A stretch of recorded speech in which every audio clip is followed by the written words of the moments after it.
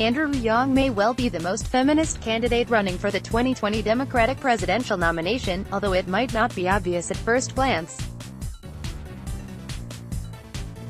He looks, to all intents and purposes, like a Silicon Valley bro.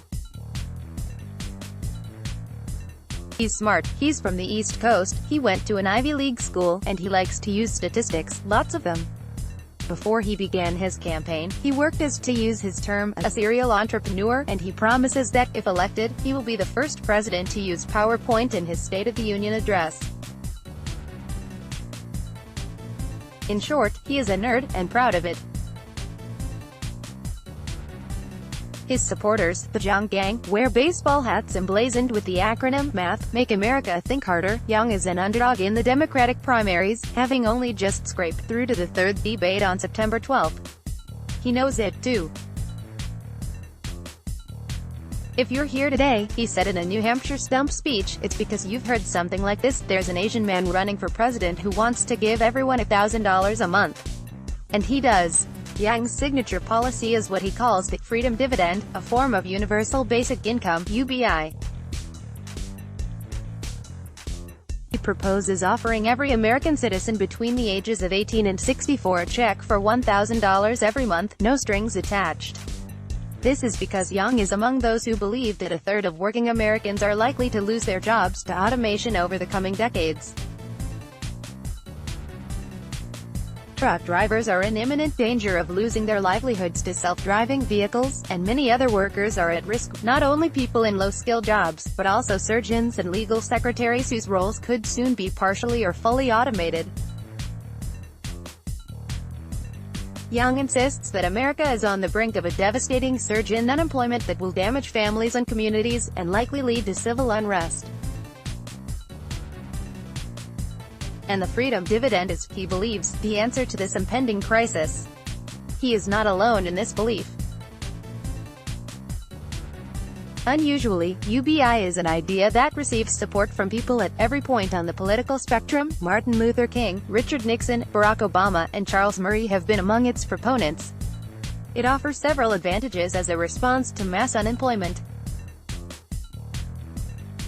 Since it is offered to every citizen, it reduces the stigma that comes from receiving welfare benefits, as well as the administrative costs associated with assessing eligibility. Moreover, by freeing people from the fear of poverty, a guaranteed income allows them to pursue pro-social behavior such as volunteering, social entrepreneurship, caring for friends and relatives, and taking part in creative and healthy activities. UBI can come in many different forms. There are two crucial variables: the method by which funds are raised, and the sum of money that citizens are given. The specifics of Yang's proposal have inevitably met with criticism from some quarters. The most persuasive case against his policy is that he proposes levying a value-added tax, VAT, of around 10% on most goods in order to fund it, and as some critics on the left point out, VAT tends to be regressive, with poorer people paying a higher proportion of their income than richer people. There has also been criticism of Yang's quantum. $12,000 a year is enough to protect a person from homelessness and starvation, but not enough to live comfortably on, particularly in more expensive parts of the country. Yang has set the figure at this level to insensitivize people to continue working part-time in whatever jobs remain available in an automated future. But for those who cannot find any paid work, quality of life would remain low even with the Freedom Dividend. Being forced to pay VAT on top would be financially painful for those in this position. This is a fair criticism, but it is not the focus of this article. I am interested here in the feminist case for UBI, which is that it would reduce the financial penalty women pay for having children, as well as make them less vulnerable to abusive partners when they're economically inactive during pregnancy and afterwards. Women are poorer than men on average. The existence of the gender pay gap is well known, although the causes of it are controversial and attract a lot of muddled thinking. Feminists are more likely to attribute it to malpractice on the part of employers who they claim unconsciously discriminate against women, particularly in certain fields. Opponents of this view suggest instead that the gap is mostly due to individual choices. Women tend to choose university courses that are less likely to lead to well-paying jobs, and women are more likely to leave the workforce or go part-time for long periods when they have children, which impacts negatively on their promotional prospects. This latter explanation is the most persuasive because, in truth, male and female earnings are very similar up until the moment both sexes start to have children. At that point, fathers' earnings are barely affected, while mothers' earnings fall off a cliff. The gender pay gap could more accurately be described as the maternity pay gap. The biological differences between men and women when it comes to reproduction are stark. Some women sail through pregnancy and are able to continue working right up until the moment their baby is born. Many more are beset by vomiting, exhaustion, and pain that can make everyday activities difficult. Following childbirth, women need to take some period of time to recover from the physical effects, which can be severe. Women are advised not to drive for 6 weeks after a cesarean section, for instance, a serious problem if your job requires driving. The World Health Organization recommends that women breastfeed for the first 2 years of an infant's life, which involves either regularly feeding the baby, or regularly pumping milk. Both options are time-consuming and likely to impact a woman's ability to work outside the home. All in all, bearing a child means that a woman's capacity to do paid work is impaired for at least several months and possibly several years, regardless of how supportive her spouse is. And it doesn't stop there. Children need to be cared for round the clock until they start school, and, even then, school hours are so short it is impossible for a mother to hold down a full-time job without support from another adult. Unless she can afford to pay for childcare, or has a spouse or relative who is willing and able to share some of the burden, a woman's earning capacity will be negatively affected long-term if she becomes a mother. Meanwhile, men generally remain reluctant to give up paid work to care for their children, or even take extended paternity leave. In short, it's little wonder women who reach the top of their professions are disproportionately childless. Some of the penalties paid by mothers are indeed due to the behavior of employers. Paying for maternity leave is expensive, meaning that many will try to work around anti-discrimination laws and either avoid hiring women of childbearing age, or force pregnant women out of their jobs. But much of the disparity is inevitable in the current economic system. Taking several years out to care for children impedes career progression, as does choosing to work part-time. This means that even with feminist employers, women are, on average, going to earn less as a group, and initiatives such as unconscious bias training in the workplace are never going to eliminate that problem.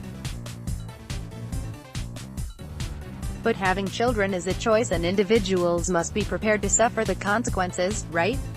Yes and no. Having children is very much the norm worldwide and there is often strong social pressure to do so. And it is not always a choice, particularly in parts of the world where women have limited access to contraception and abortion. Even in Western countries with a fertility rate below replacement, motherhood remains by far the most common route for women. The proportion in the population who become mothers varies from more than 95% in countries like India, to closer to 75% in Italy and Switzerland. If we want the human race to continue, perhaps not a given, and if we want elderly citizens to be supported by the taxes of working-age people, we need to make it possible for women to have children without falling into poverty.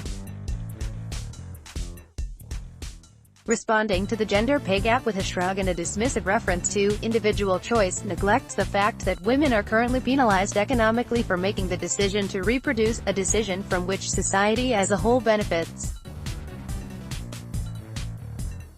From a woman's point of view, the family structure that best mitigates the negative effects of becoming a mother is the nuclear unit in which she cohabitates with a spouse who is able to be the sole provider during periods when she is not economically active, and is also willing to share the wealth fairly. Unfortunately, there are huge numbers of people whose families do not look like this. As Andrew Young points out, roughly 40% of children now born in the United States are born to unmarried mothers, up from 15% in 1980. The proportion of mothers in other Western countries who are single is also high, averaging roughly 20%. Despite the best efforts of hardworking single mothers, children brought up without two parents at home have worse outcomes, both short-term and long-term, in part because of the economic difficulties single mothers face. Moreover, the current economic system in which mothers are financially penalized forces some women to remain with abusive partners. While domestic abuse can affect any couple, there is a strong gender skew, with perpetrators overwhelmingly male and victims overwhelmingly female. As a rule, there is more gender parity at the less severe end of the abuse spectrum, but the more dangerous the abuse becomes, the more female victims we see. In the UK, 94% of domestic abuse victims classed as high-risk are women.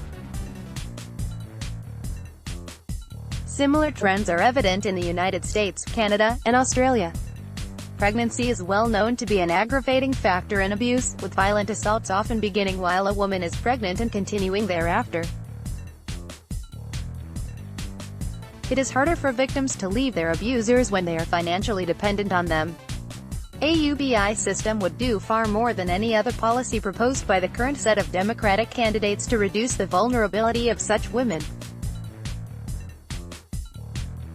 Not only would it provide mothers with an income while they are pregnant and caring for their children, but it would also provide a safety net for those who do the unpaid work disproportionately performed by women, such as cooking, cleaning, and caring for elderly relatives. There was a time when, for this precise reason, feminists campaigned for women to be granted a guaranteed income by the state.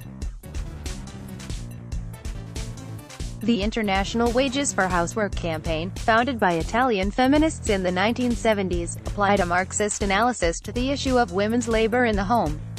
They argued that, without this unpaid work, society would collapse, the economy relied on women's work, and women should therefore be compensated for it and thus granted financial independence. In the 21st century, this initiative has fizzled as feminist priorities have shifted. For instance, the UK branch of the International Wages for Housework campaign has now evolved into the English Collective of Prostitutes, an organisation concerned with decriminalising all aspects of the sex trade rather than compensating women for their domestic labour. Could Andrew Yang's candidacy, alongside the greater prominence of the UBI debate in public discourse, reignite this feminist campaign? I hope so. A serious problem with Yang's policy as it currently stands is that he does not propose paying the freedom dividend to under 18s. There is a legitimate concern that caregivers might not manage children's payments responsibly, but there are solutions to this, for instance, mandating that a child's freedom dividend must be spent on resources such as housing, food, and education. This is an issue that should have a straightforward, practical solution, which the Young campaign ought to incorporate into the proposal. Nevertheless, I find Yang's attitude towards domestic labor refreshing. Speaking on Sam Harris' podcast, Young said his goal is to reward those human activities that we know are valuable, but right now the monetary market decides to value at zero, key among them child rearing and other forms of caring work. Not only would a UBI system reduce the economic vulnerability of women as a group, it would also serve to emphasize the value of the unpaid labor that disproportionately falls on them. The psychoanalyst Donald Winnicott wrote in 1957 that the costs paid by mothers are so great that every man or woman who is sane, every man or woman who has the feeling of being a person in the world, and for whom the world means something, every happy person, is in infinite debt to a woman. It is time to pay back a small portion of that debt. Louise Perry is a freelance writer based in London, UK. Image by Andrew Frawley, courtesy Young 2020. Share this, let's block ads. Why?